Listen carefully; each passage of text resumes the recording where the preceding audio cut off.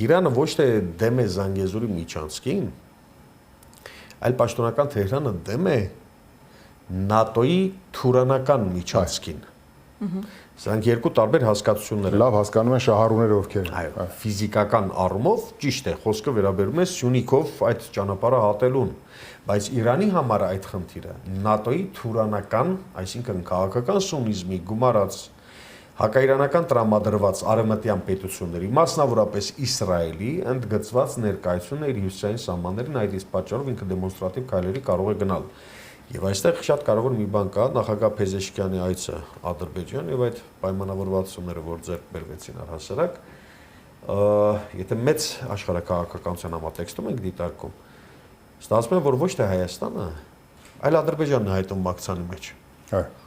Ռուս-իրանական ակցիայի մեջ հայտնվում է այս պարագայում Ադրբեջանը, ինչու, որովհետև Նախիջևանի եւ Ադրբեջանի միջև կապը հսկում է 85 միլիոնանոց այն պետությունը, որը ռեգիոնալ մակարդակով, ռեգիոնի մասշտաբով ծանր քաշային է, փափուկ ուժ ունի եւ ռազմաքաղաքական դաշինք, այո,